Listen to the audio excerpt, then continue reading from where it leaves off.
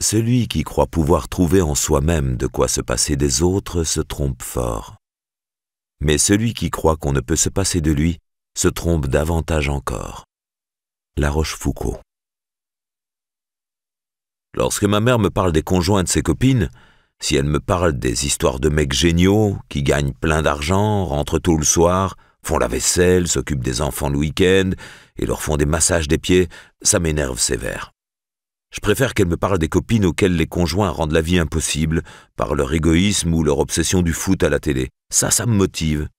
Et je ne me dis pas, il y a pire que moi, je me repose sur mes lauriers, mais, je suis sur la bonne voie, pas envie de leur ressembler. Samuel, 34 ans. Nous nous faisons parfois piéger dans des rapports qui ne sont pas ceux que nous aurions souhaités. Entrer dans des comparaisons absurdes, entrer dans des compétitions non moins absurdes. Ce mouvement de notre esprit est d'autant plus irrésistible qu'il s'inscrit sur de probables dispositions innées. Ces réflexes sont en partie dus à notre passé de grands primates vivant en groupe, dans lequel surveiller ce que font et ont les autres est une habitude utile pour ne pas se trouver défavorisé et au sein duquel les questions de dominance sont importantes pour l'accès aux ressources en tout genre, nourriture et bonne place. Comme toujours, ce n'est pas parce que certaines de nos attitudes s'enracinent dans un lointain passé psychobiologique que nous avons à les accepter passivement.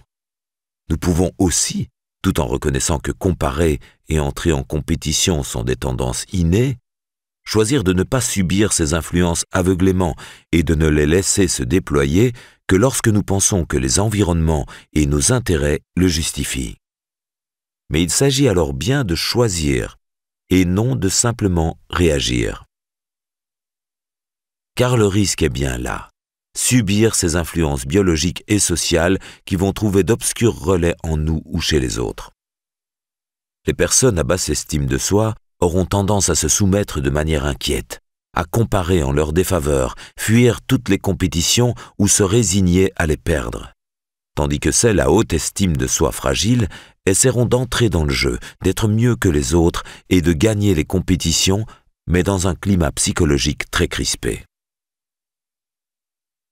Je me compare et je me console ou je me désole.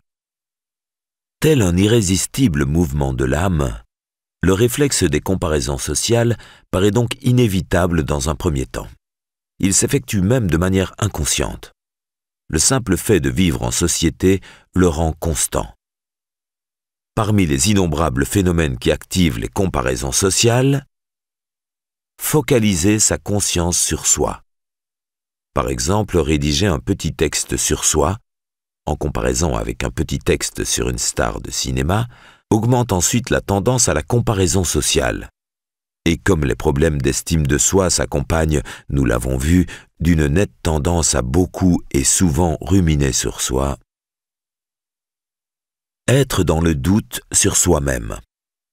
Si un pseudo-test de personnalité, effectué en répondant aux questions d'un ordinateur, vous renvoie une image floue de vous, après examen de vos réponses, il n'est pas possible de vous proposer une synthèse de vos traits de personnalité. Vous serez, là encore, davantage aspiré par la tendance aux comparaisons sociales. Se trouver en échec. La tendance à se comparer avec pire que soi est alors fréquente, quel que soit le niveau d'estime de soi. Être à la fois en difficulté et dans le doute double l'intensité de la tentation. Voici le témoignage des parents de Luce. Notre petite fille est née avec des problèmes moteurs. Pendant des années, nous espérions qu'elle rattraperait son retard.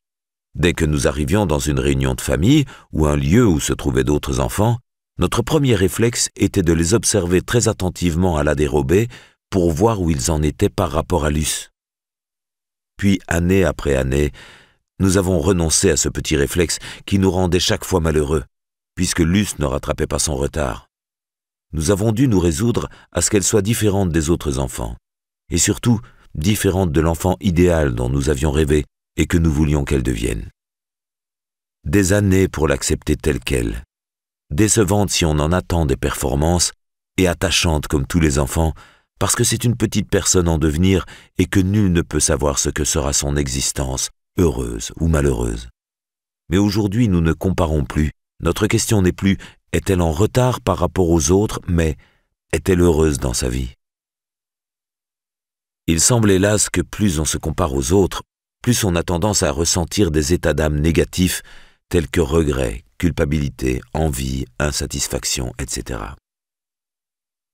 Globalement, il existe des liens réciproques entre le sentiment de ne pas avoir une vie heureuse et le fait de procéder à des comparaisons sociales régulières. Utiliser les comparaisons pour se consoler ne semble pas une bonne idée, car peu à peu, le recours aux comparaisons fait inconsciemment rentrer dans un jeu de compétition sociale que l'on tentera de gagner, être mieux que les autres, ou de ne pas perdre, ne pas être trop distancé par les autres. Des comparaisons aux compétitions. Le risque des comparaisons est donc de transformer alors la vie quotidienne en lutte pour la prééminence. Être celui ou celle qui parle le plus en réunion, qui a la plus belle maison ou voiture, le conjoint le plus sexy, les plus beaux enfants. Attention, comme nous l'avons dit, l'activation de ces tendances à la comparaison et à la compétition est très rapide, comme le montre l'étude suivante. Les chercheurs voulaient observer s'il était possible d'induire des attitudes compétitives par la simple tâche de manipulation de mots. Ils proposaient donc aux volontaires de former des phrases avec chaque fois une série de 10 mots évoquant soit l'univers de la compétition, gagner, se surpasser, bataille, rivalité, compétition, soit celui de la coopération, coopérer, travailler ensemble, collaborer, amitié. Le simple fait d'avoir eu à manipuler des mots évoquant la compétition facilitait dans un second temps le déclenchement des comparaisons sociales et d'attitudes compétitives lors de jeux et de mise en situation. Alors que la même tâche, effectuée avec des mots évoquant la collaboration, produisait la tendance inverse.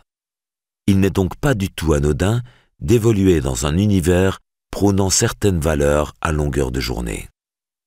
La lecture d'une certaine presse managériale, par exemple, ne peut qu'induire chez les cadres qui s'y plongent régulièrement des attitudes compétitives, peut-être excellentes pour l'entreprise qui les emploie, mais moins bénéfiques pour leur bien-être personnel. Mieux vaut sans doute réserver ces instincts de compétiteur aux situations qui l'exigent, certaines situations professionnelles, et les éteindre pour les autres, travail collaboratif et vie privée. De même, la fréquentation régulière de certaines personnes obsédées par la compétition sociale, comme dans le témoignage ci-dessous, peut s'avérer toxique, à moins que nous n'ayons conscience du problème. Mon voisin, dès qu'il rentre dans une pièce, cherche si les femmes qui s'y trouvent sont plus belles que la sienne, plus intelligentes, plus sexy. Si c'est le cas, il va chercher la faille, jusqu'à ce qu'il trouve un truc où sa femme, à lui, leur est supérieure. Avec les hommes, ce n'est pas mieux, plutôt pire même. Il cherche si le statut des autres gars lui est supérieur ou non. Et là encore, si c'est le cas, il faut qu'il trouve une faille. Sinon, il peut devenir agressif, ironique, chercher noise ou, s'il n'est pas capable de prendre le dessus dans la joute verbale, casser d'autres personnes, s'acharner sur des souffres-douleurs. Une fois, car nos épouses sont amies, nous étions partis en vacances avec eux, c'était l'enfer. Au bout de quelques jours de vacances avec eux, non seulement je n'en pouvais plus, mais en plus, je commençais à être contaminé moi-même, à avoir envie que mes enfants battent les siens lors des jeux de société et des trucs aussi stupides que ça. Il existe aussi des milieux sociaux induisant les comparaisons et la surveillance étroite du statut d'autrui. Cinéma, mode, télévision. Tout milieu d'ailleurs, lorsque les individus y vivent de manière repliée, induit naturellement cela. Quand ce n'est pas par le discours social tout entier, la France qui gagne, des stupides années 1980 qui ne faisaient que singer la même célébration de valeurs hyper-individualistes et anti-coopératives aux États-Unis et en Grande-Bretagne comme dans l'Occident tout entier. Notons que l'on ne choisit pas toujours de se comparer. Il arrive parfois que l'on y soit en quelque sorte contraint par les hasards de la vie. Par exemple, si nous apprenons qu'il est arrivé un revers de fortune ou une maladie à une personne proche. Si notre sentiment de solidité par rapport à ce qui lui est arrivé est haut, cela ne devrait pas m'arriver car, la comparaison est, égoïstement, d'abord sécurisante. Mais si notre sentiment par rapport à l'événement en question est plutôt celui d'une fragilité, la comparaison sera inquiétante. Cela pourrait bien m'arriver. En revanche, elle pourra avoir comme avantage de déclencher des stratégies de prévention par rapport à l'événement redouté. J'arrête de fumer demain, je cesse de dépenser bêtement mon argent. La compétition ne nous tire pas forcément vers le haut. Contrairement à ce que l'on croit couramment, ce ne sont pas toujours les obsédés de la gagne qui gagnent. Heureusement. La pression engendrée par des attentes trop compétitives peut au contraire perturber les performances. Évidemment, il y a aussi un risque de conflit accru, car chacun tente de prendre la place de l'autre dans une vision que les théoriciens nomment les jeux à somme nulle. Ce que l'autre gagne, c'est autant de perdu pour moi.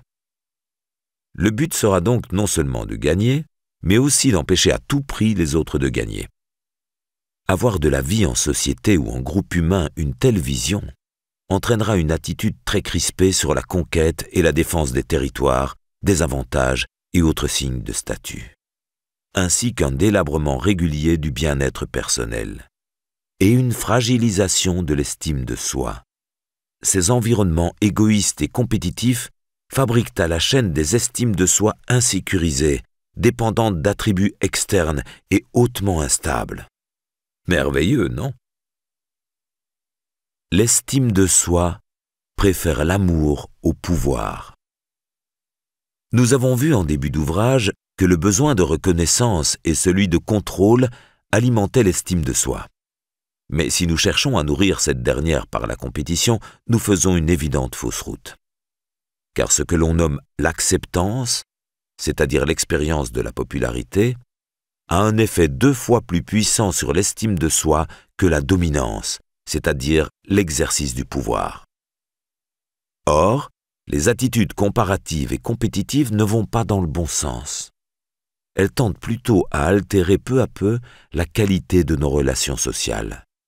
Le peu et l'instable que nous gagnons en dominance, nous le perdons en acceptance, qui est pourtant une denrée bien plus intéressante en matière d'estime de soi. Renoncer aux compétitions inappropriées, ce qui, une fois de plus, n'est pas le renoncement à toutes les compétitions, mais seulement à celles dont on n'a pas besoin ou que l'on n'a pas choisies, semble donc la meilleure solution. Elle est souhaitable pour les hautes estimes de soi instables et fragiles en raison du coût émotionnel et relationnel important qu'elles y investissent. Mais pour les basses aussi, elles qui n'aspirent a priori pas à ces relations, mais les subissent et les suivent tant bien que mal. Comment faire alors pour refuser d'entrer dans le jeu? Modèle et anti-modèle. Comment s'inspirer d'autrui pour progresser? Si les tendances à la comparaison sociale sont si fortes, c'est aussi, nous l'avons dit, qu'il y a au départ des bénéfices à en tirer, comme de se rassurer. Mais les comparaisons sociales peuvent aussi être l'objet d'un meilleur usage encore, nous aider à progresser personnellement et non pas seulement à nous sécuriser. Cela passera par ce que l'on nomme l'apprentissage social. En effet, la plupart de nos apprentissages ne se font ni par essais et erreurs, ni par une sage écoute des consignes et conseils que l'on nous dispense si volontiers. Ils se font par l'observation des autres. Nos parents d'abord, puis nos enseignants, nos camarades, et ensuite toutes les personnes que la vie place sur notre chemin. C'est particulièrement vrai des apprentissages complexes, comme les apprentissages de la vie en société, des styles relationnels avec autrui, etc. Ces autres, nous allons les observer, pour le meilleur et pour le pire, et garder également le meilleur ou le pire. Par exemple, la tendance à cogner, si nous avons vu cogner, et si nous aimions ceux qui cognaient, même si c'était sur nous, ou l'horreur des coups. Modèle, être comme, et anti-modèle, ne pas être comme, nous façonnent ainsi. Et cela de manière consciente, j'ai souhaité ressembler à telle personne, ou du moins avoir tel de ses comportements, ou inconsciente, je me vois avec horreur reproduire des comportements que pourtant je déteste et désapprouve. Chez les sujets à haute estime de soi, il semble que les meilleurs modèles sociaux de comparaison soient les modèles positifs. Comment réussir à surmonter telle ou telle difficulté? Ces sujets sont davantage promotion-focused, comme disent les Américains, tandis que les personnes à basse estime de soi semblent davantage motivées par les modèles négatifs, du genre « voilà comment il ne faut pas faire », car elles sont davantage prevention-focused. Ne serions-nous donc que des imitateurs et non des créateurs de nous-mêmes? En grande partie, oui. C'est un orgueil irréaliste de se croire unique et autonome. Nous nous construisons forcément aussi largement par l'imitation. Autant le savoir. Dans notre enfance, bien sûr, mais aussi à l'âge adulte, avec des modèles pauvres au sens de limiter et simplifier, comme ceux de la pub, de la télé ou du cinéma. Ou d'autres, plus denses et plus subtils, comme les vraies personnes que nous rencontrons. Encore faut-il que nous soyons capables d'ouvrir les yeux sur elles et de ne pas seulement admirer que ceux que la société nous présente comme admirables, et de prêter attention aussi à d'autres, plus humbles et anonymes, mais qui possèdent quelque chose en eux que nous pourrions faire nôtre avec profit. Admirer et choisir de s'inspirer aussi des comportements de personnes qui nous sont antipathiques ou nous apparaissent critiquables sur certaines de leurs attitudes. Pourquoi pas? Nous ne parlons pas ici de mimétisme, mais d'apprentissage par l'exemple, qu'il soit donné ou dérobé. Plutôt que de juger négativement, observons et profitons des innombrables exemples ou contre-exemples que nous offre la vie. Je me souviens d'avoir lu un jour une interview de la chorégraphe Martha Graham. On l'interrogeait sur la créativité et l'originalité, l'imitation et la création. Question encore plus cruciale pour les artistes que pour le commun des mortels. Nous sommes tous des voleurs, mais au bout du compte, nous serons seulement jugés sur deux choses. Qui avons-nous choisi de dévaliser et qu'en avons-nous fait? Après avoir beaucoup observé, beaucoup comparé, on en arrive un jour à ce qui ressemble à une forme de sagesse de l'estime de soi, la capacité de se comparer aussi à soi-même. À celle ou celui que nous étions il y a quelques mois ou quelques années, à celle ou celui que nous sommes dans nos bons ou nos mauvais jours. Sans doute l'un des meilleurs moyens de pratiquer le développement personnel, en se vivant comme l'artisan perpétuel de soi.